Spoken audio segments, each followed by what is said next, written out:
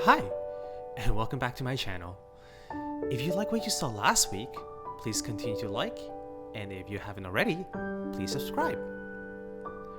Today we'll be making a very elegant and inexpensive dish, bacon wrapped pork tenderloin with a spiced candy apple maple glaze and parsnip puree.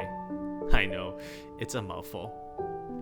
I got some amazing pork tenderloin and beautiful looking apples from our local grocery store, so that was my inspiration behind this dish. We'll also use some cinnamon, ginger, and nutmeg just to bring that warmth into the kitchen.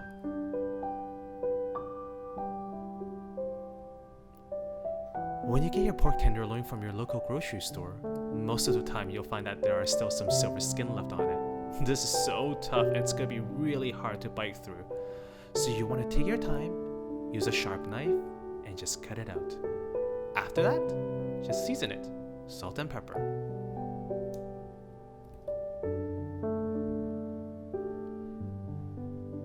We'll take some bacon here, and we're just gonna wrap it up nice and tight.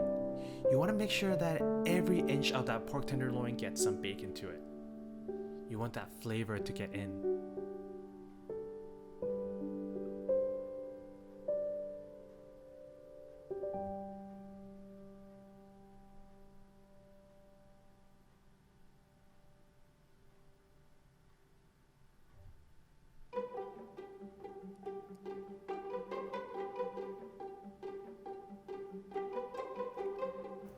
Next, we'll take a long piece of plastic wrap and wrap it up. And we're gonna roll it nice and tight. And then we'll take some strings and we're gonna tie the ends. While you're rolling, try to push everything to the center. That way you'll have a nice roll that's even on both ends. For me, I'm gonna put these in a 62 degrees Celsius sous vide for an hour and a half. They'll cook to a perfect medium. Yes, that's right. I said medium. It's perfectly alright to have pork that's a bit pink. If you don't have a sous vide, that's okay too. Trust your bacon wrapped pork tenderloin and roast it in the oven at 400 degrees until the internal temperature reaches 150 Fahrenheit.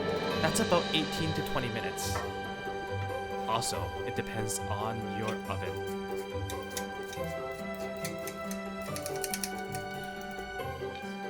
Parsnip puree is one of my favorite things to make. It's simple and it tastes so amazing. Throw some apples into it and it just ties this dish perfectly together with everything else that's going on. Peel a parsnip and apples, chop them up into pieces, nothing fancy here.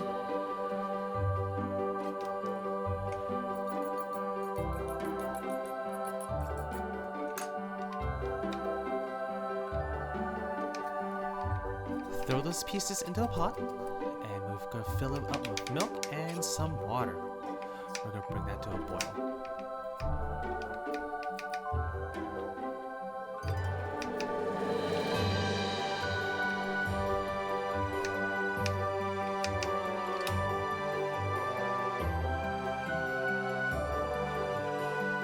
For the milk, we want to fill it up halfway up the parsnip, and with the water, you just want to cover it. Perfect! Just ran out of milk there. We'll add some extra water.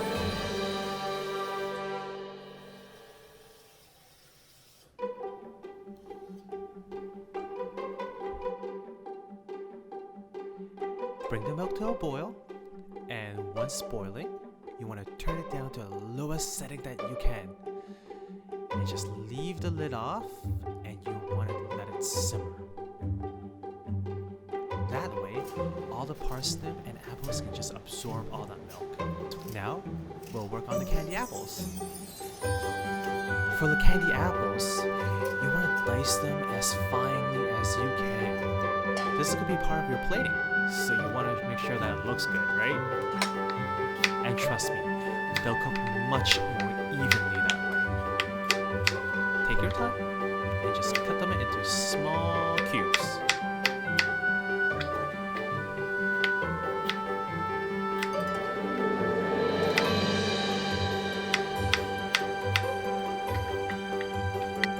After you're done with cubing all of those apple, I know, it's hard work. You want to grate some cinnamon into your apple. Be careful. And you're going to want to add some nutmeg into it. And a little bit of paprika.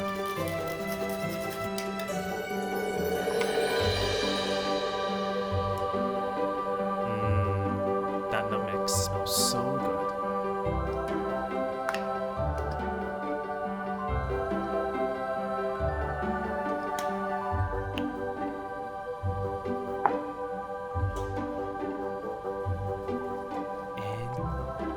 Give it a quick toss.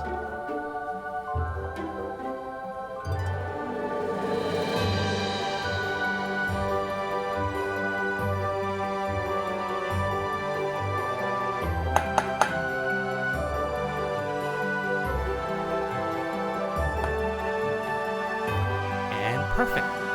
Now let's move on to cooking those apples. We're getting them candied.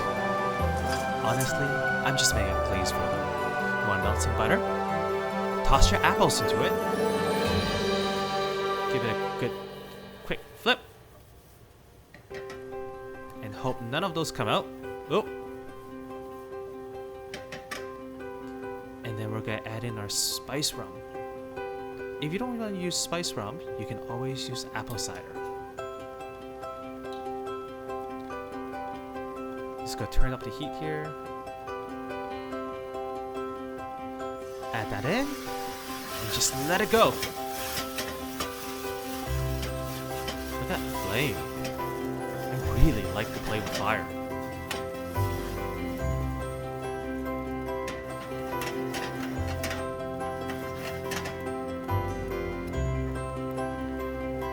I'm gonna lower the heat, and I'm gonna pour the maple syrup in. I really don't want it to burn.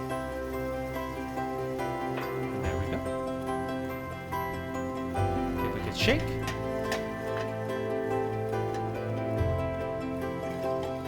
Move that pot away.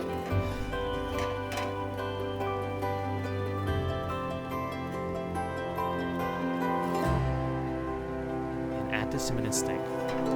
I forgot to put the ginger in here, but I did afterwards.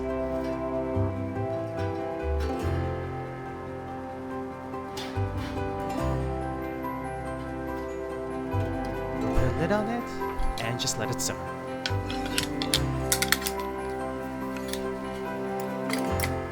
Next, we'll just work on the veggies. I'm just going to chop everything in half.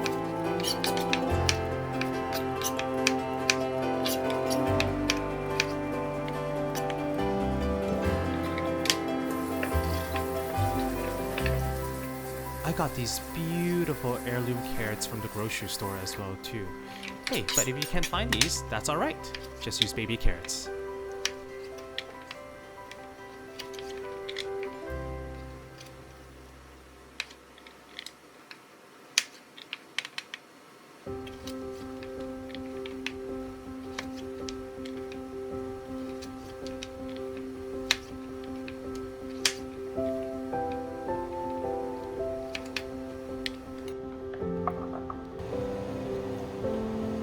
Season up hot water with salt, and make sure you have a bowl of ice cold water ready to shock your vegetables.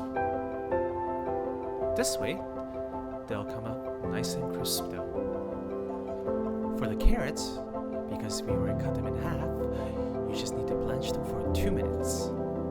And for the Brussels sprouts, just about 5 minutes should be good.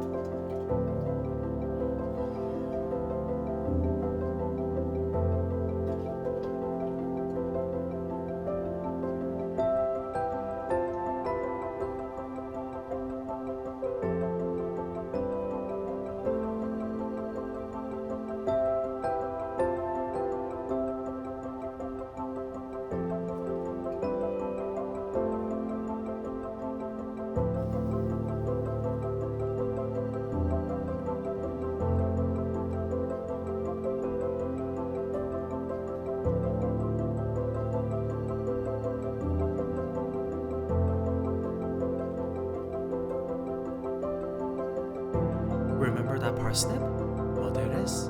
Just put it in a blender with some butter, white pepper and salt and just blend it all up. Look at that.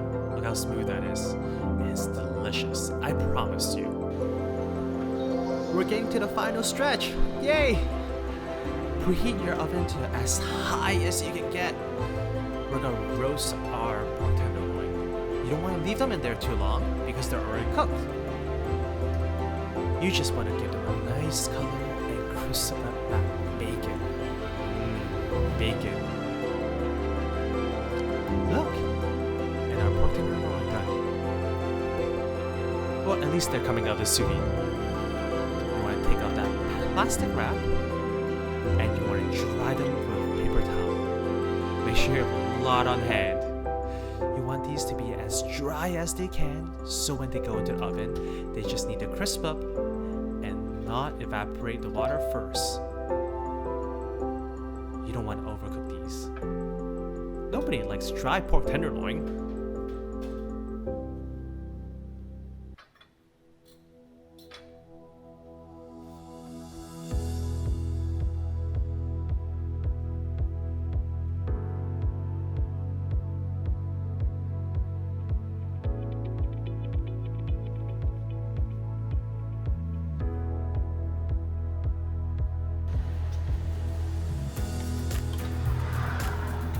That oven is smoking. And yes, before you say it's dirty and needs a good cleaning, I know. I use it a lot.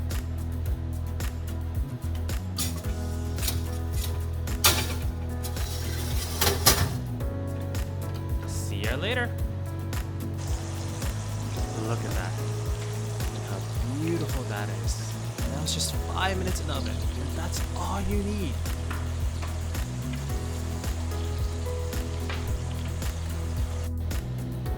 It's plating time! That means I get to eat soon. Food. Plating is such a personal thing. You know what? Do what you like. And as long as you think it's beautiful, I'm pretty sure it is. But if you'd like to have a tip on how to plate, here's a tip. Always do things in threes. Our eyes are just drawn to things that are odd and weird.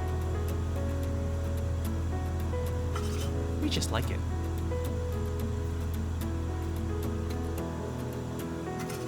Look, 3 pork tenderloins.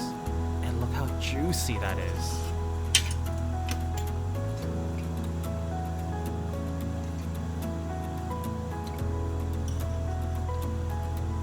Do things in different heights.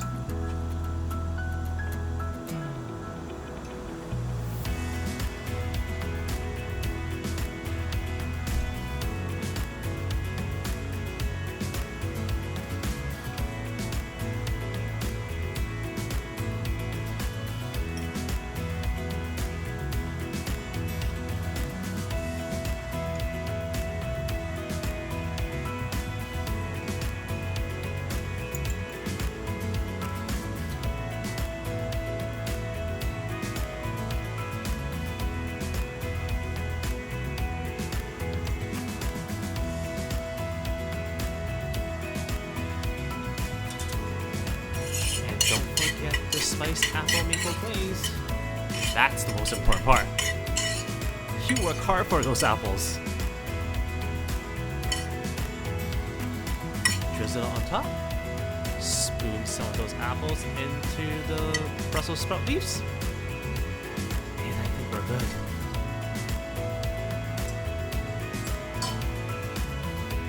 This dish is perfect for this cool weather that we've been getting. The spices, the maple syrup, the bacon, it just adds that extra warmth in you. And your house will smell like the holidays.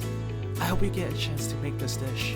Please comment, subscribe, and like, and hit that notification button for